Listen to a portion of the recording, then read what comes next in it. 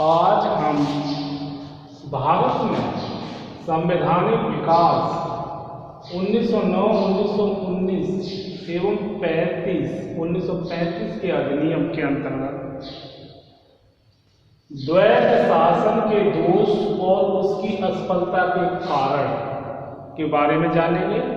तो इससे पूर्व हमने 1909 और 1919 के अधिनियमों को समझा था। तो आज हम द्वैध शासन के क्या दोष थे और उसकी असफलता, वह क्यों असफल माना जाता है। तो द्वैध शासन प्रणाली से स्पष्ट है कि प्रांतों में पूर्ण उत्तरदायी सरकार स्थापित की गई थी। क्या की गई थी? पूर्ण उत्तरदायी सरकार, रेस्पॉन्सिबल गवर्नमेंट।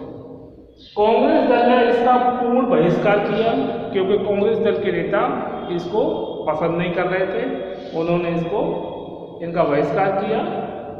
1924 ईस्वी में कांग्रेस की ओर से स्वराज पार्टी ने चुनाव में भाग लिया। स्वराज पार्टी ने मतलब पहले तो बहिष्कार किया और उसके बाद स्वराज पार्टी जो कांग्रेस की थी उसने चुनाव में भाग लिया। इस पार्टी का जो उद्देश्य था, मुख्य उद्देश्य था विधानमंडलों में जाकर द्वैध शासन को असफल बनाना था। मतलब स्वराज पार्टी का चुनाव में भाग लेने का उद्देश्य यही था कि किसी भी प्रकार से विधानमंडलों में जाकर द्वैध शासन को असफल बनाया जाए। तो जब उद्देश्य ही असफल बनाना था तो द्वैध शासन की सफलता की हम अपेक्षा करें तो संभव ही नहीं है। अब कौन कौन से रीजन्स थे उनके बारे में जानेंगे। द्वैध शासन की असफलता के या दोष, उसकी कमियां और उसकी असफलता के। तो सैद्धांतिक दृष्टि से दोषपूर्ण था।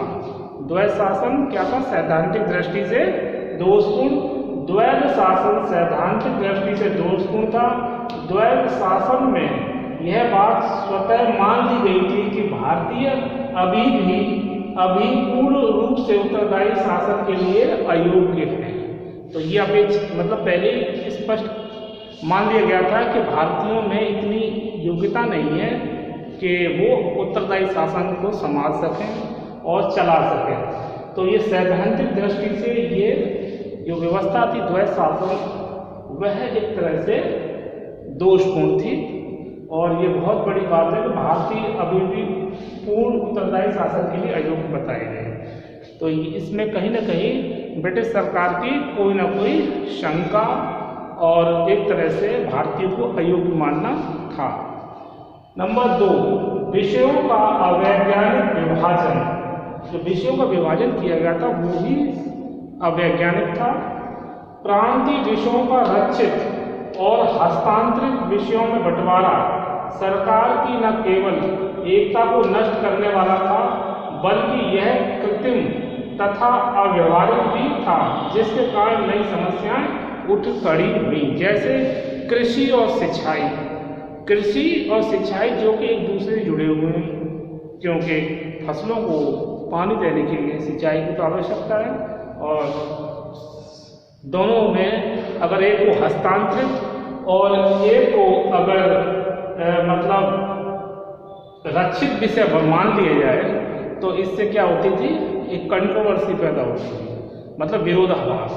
तो प्रांतीय विषयों का रक्षित और हस्तांतरित विषयों में बंटवारा सरकार की न केवल एकता को नष्ट करने वाला था बल्कि यह कृत्रिम तथा अव्यवहारिक भी था, जिसके कारण नई समस्याएं उठ खड़ी हुई। तो विषयों का अवैज्ञानिक विभाजन भी द्वैध शासन का दोष और उसकी असफलता का कारण माना जा सकता है। गवर्नर की विशेष शक्तियां। गवर्नर मंत्रियों के कार्यों में अनुचित हस्तक्षेप करे और उनको सहयोग न दे अथवा अपनी विशेष शक्तियों का बार बार प्रयोग करे, तब दोहरा शासन कभी सफल नहीं हो सकता था। क्योंकि गवर्नर जो थे वो हर बात में अपनी विशेष शक्तियों का प्रयोग कर रहे हैं और दूसरा हस्तक्षेप भी कर रहे हैं। तो कार्य आगे बढ़े कैसे? तो इससे भी समस्या पैदा हो रही थी। गवर्नर की विशेष शक्तियों ने भी द्वैध शासन को मतलब असफल बनाने में महत्वपूर्ण भूमिका निभाई। संयुक्त विचार विमर्श का अभाव। अब क्या आपसी मेलजोल, आपसी विचार विमर्श से कार्य न हो तो कार्य कभी सफल नहीं होता है, उसमें कोई ना कोई बाधा पैदा होती है, वो यहाँ पर देखने को मिली। संयुक्त विचार विमर्श का अभाव।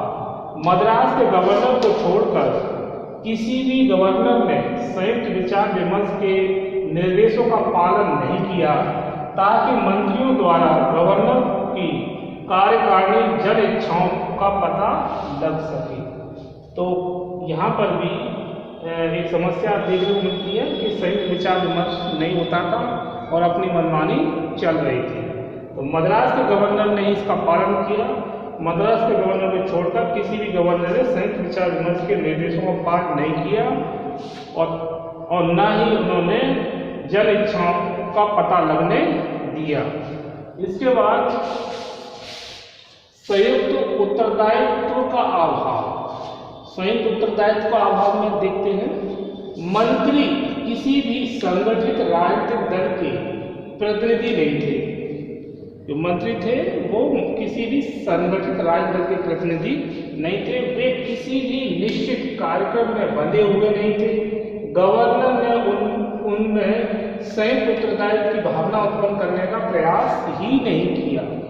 तो ये यूं नहीं किया कि गवर्नर खुद नहीं चाहते थे कि किसी भी प्रकार से मतलब अच्छे कार्य हों, डेवलपमेंट हो, साधारण को सही बातों को पता लगे। तो हर चीज़ की सीक्रेसी बना के रखना और मंत्रियों को उससे अनभिज्ञ करना, ये भी एक कमी मानी जा सकती है। तो मंत्री किसी भी संगठित राजनीतिक दल के प्रतिनिधि नहीं थे, वे किसी भी निश्चित कार्यक्रम में बंधे हुए नहीं थे। गवर्नर ने उनमें संयुक्त उत्तरदायित्व की भावना उत्पन्न करने का प्रयास ही नहीं किया, जो कि इसका दोष और असफलता कारण माना जा सकता है। मंत्रियों की दुर्बल स्थिति। तो मंत्रियों की स्थिति वास्तविक रूप से दुर्बल थी। उनके पास वास्तविक अधिकार नहीं थे जो होने चाहिए थे, कि मंत्रियों को पावर ही नहीं दी गई थी कि वो अपनी किसी मांग को मनवा सकें या मांग रख सकें, कार्य कर सकें। तो इस प्रकार की समस्याएं थी।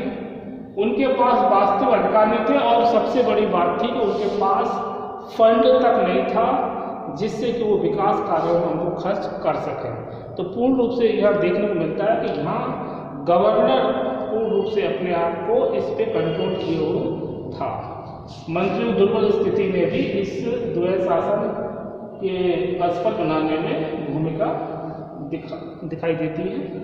विधान परिषद का दोषपूर्ण संगठन। विधान परिषद का दोषपूर्ण संगठन मतदान का अधिकार भी संपत्ति, आयकर तथा राजस्व संबंधी योग्यता पर आधारित था। अब मतदान वही करेगा जो संपत्ति, आयकर, राजस्व संबंधी योग्यता रखता हो, वही मतदान करेगा। और विधान परिषद के अधिकांश सदस्य प्रतिक्रियावादी भी थे, मतलब नींद में निकालने वाले, छोटी छोटी बातों को तूल देने वाले और वास्तविक समस्या को न समझने वाले। तो इस प्रकार की जो क्रिया की प्रतिक्रिया और हमेशा आपसी ईर्ष्या मतलब संघर्ष की स्थिति बनाए रखना, ये भी इसके लिए एक बहुत बड़ा एक असफलता कारण माना जा सकता है। तो विधान परिषद के अधिकांश सदस्य प्रतिक्रियावादी थे, वे अपने संप्रदाय पर अधिक ध्यान देते थे, मतलब अपना निजी हित ज़्यादा ध्यान में रखा जाता था। बाहरी परिस्थितियों का उत्तरदायित्व। बाहरी परिस्थितियों का उत्तरदायित्व में देखते हैं, यद्यपि द्वैध शासन की असफलता का मुख्य कारण 1919 के अधिनियम के आंतरिक दोष थे। जिस समय यह अधिनियम लागू किया गया उस समय भारत में जो परिस्थितियां थी वो भी अनुकूल नहीं थी। कूपलैंड ने स्वीकार किया है कि द्वैध शासन असफल रहा। तो कूपलैंड के विद्वान उन्होंने भी इस बात को स्वीकार किया कि यह द्वैध शासन असफल रहा। इसकी मतलब जिस उद्देश्य को लेकर ये व्यवस्था की गई थी वह अपने उद्देश्य को नहीं प्राप्त कर पाई। तो द्वैध शासन की असफलता का मुख्य कारण 1919 के अधिनियम के आंतरिक दोष भी जिम्मेदार हैं। इसके बाद द्वैध शासन की सफलता है। अब द्वैध शासन की असफलता में हमने ये जो बिंदु देखे, इसके बाद हम देखते हैं द्वैत शासन कुछ इसके सकारात्मक परिणाम भी देखने को मिलते हैं।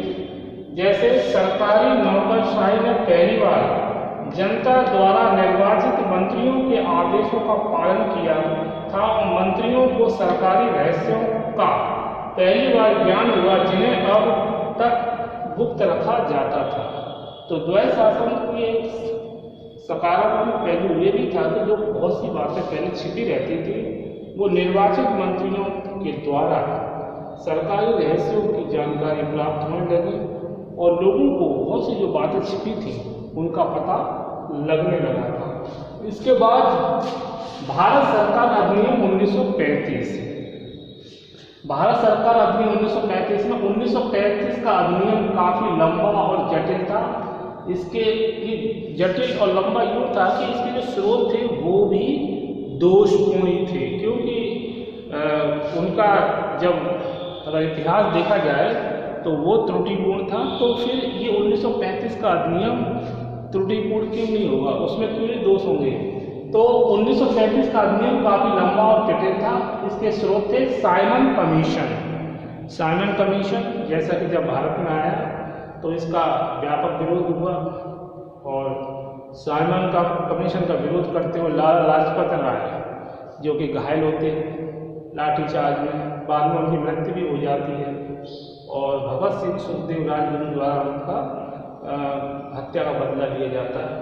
तो साइमन कमीशन, नेहरू समिति की रिपोर्ट, ये भी इसमें भी खामियां थी। गोलमेज सम्मेलन में हुए विचार विमर्श जिससे कि गांधी जी स्वयं सहमत भी नहीं थे, और सांप्रदायिक पंचाट जो कि नाम से ही क्लियर होता है कि किस प्रकार से भारत में सांप्रदायिकवाद की भावना को भड़काया गया और ईर्ष्या द्वेष की भावना पैदा हुई।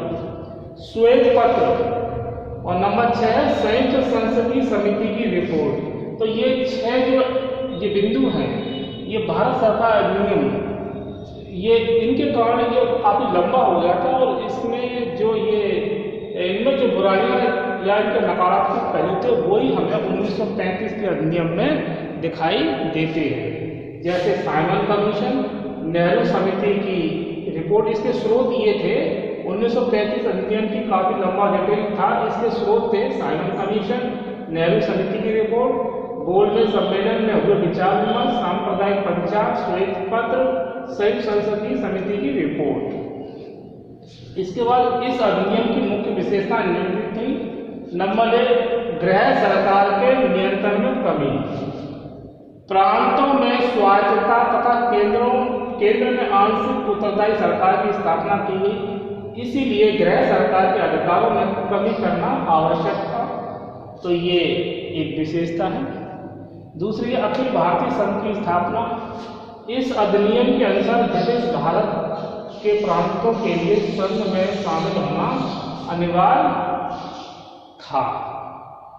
इस अधिनियम के अनुसार ब्रिटिश भारत के प्रांतों के लिए संघ में शामिल होना अनिवार्य था।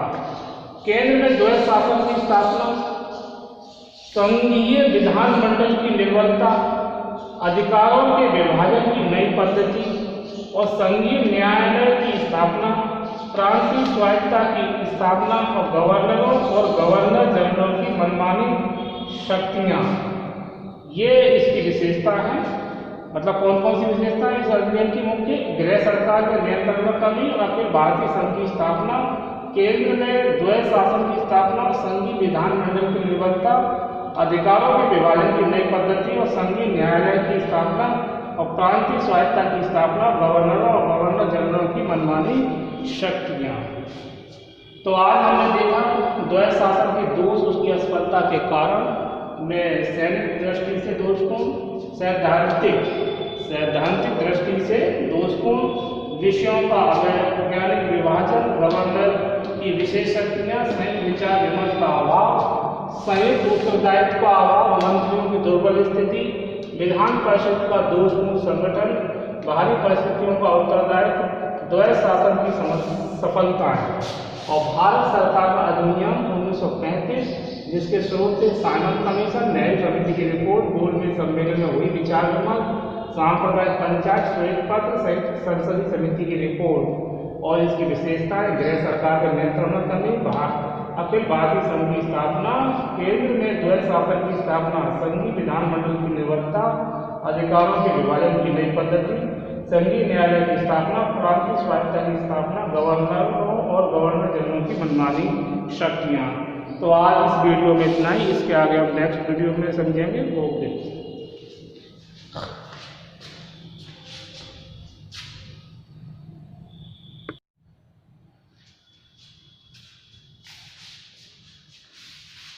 अब हम 1935 ईस्वी अधिनियम में प्रांतीय स्वायत्तता, 1935 ईस्वी अधिनियम में प्रांतीय स्वायत्तता के बारे में संक्षेप में जानेंगे। 1927 ईस्वी में नियुक्त साइमन कमीशन ने भी सिफारिश की थी कि भविष्य में प्रत्येक प्रांत जहाँ तक भी हो सके अपने घर का स्वयं का स्वामी हो। तो 1927 में नियुक्त साइमन कमीशन ने ये माना कि प्रत्येक प्रांत को अपने घर में मालिक बनाया जाए, यानी अपने क्षेत्र का वह स्वामी हो। ब्रिटिश संसद की संयुक्त प्रवर समिति ने भी प्रांतीय स्वायत्तता के सिद्धांत का समर्थन किया था। प्रांतों में द्वैध शासन समाप्त कर दिया गया और उसके स्थान पर प्रांतीय स्वायत्तता स्थापित की गई। यानी द्वैध शासन में जिस प्रकार से विभिन्न प्रकार के दोष सामने आ रहे थे, कार्यों को लेकर, शक्तियों को लेकर, कार्यों के विभाजन को लेकर, विकास को लेकर, तो ये निश्चित किया गया कि इसके स्थान पर प्रांतीय स्वायत्तता स्थापित करना ज़्यादा उचित होगा। और इसी उद्देश्य को लेकर भविष्य में ये 1935 ईस्वी के अधिनियम के अधीन प्रांतों में द्विसदनीय विधानमंडलों की स्थापना की गई। तो वो कौन कौन से राज्य थे जहाँ पर द्विसदनीय विधानमंडलों की स्थापना की गई? वो राज्य थे, नंबर 1 आसाम, बंगाल, बिहार, मुंबई, मद्रास और उत्तर प्रदेश।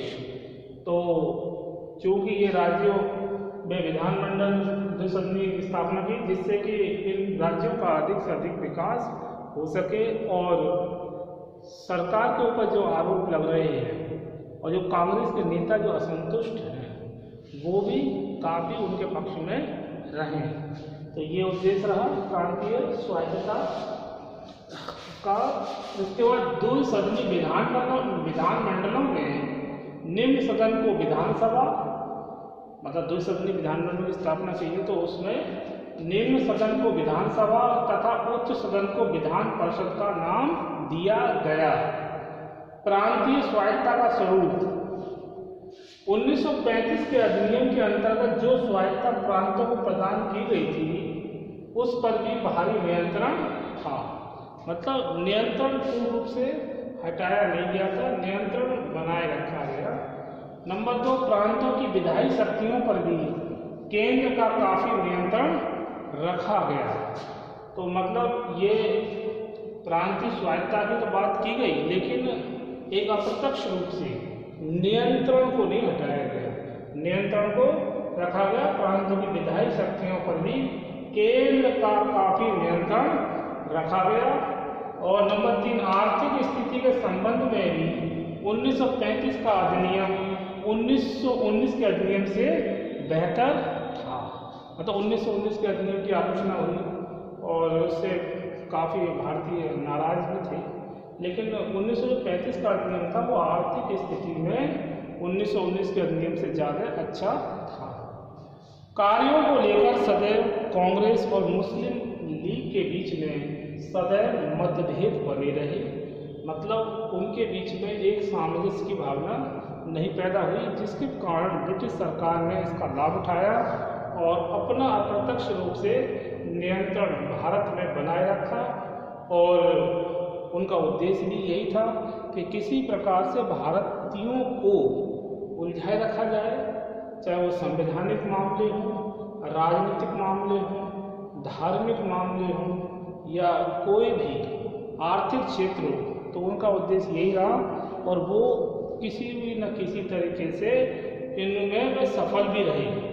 वो दिखाने के लिए तो बदलाव कर देते थे, लेकिन पूर्ण रूप से उनके मन में ये नहीं था कि भारतीयों का किसी भी प्रकार से हित हो और उनके जो उद्देश्य हैं वो पूरे हो जाएं। तो ये हमने देखा 1935 ईस्वी के अधिनियम में क्रांति स्वायत्त था, जिसमें 1927 ईस्वी में नील साइमन कमीशन ने भी सिफारिश की थी कि भविष्य में प्रत्येक प्रांत जहाँ तक की हो सके अपने घर का स्वयं स्वामी हो। तो आज के वीडियो में बस इतना ही, इसके आगे हम नेक्स्ट वीडियो में समझेंगे। ओके।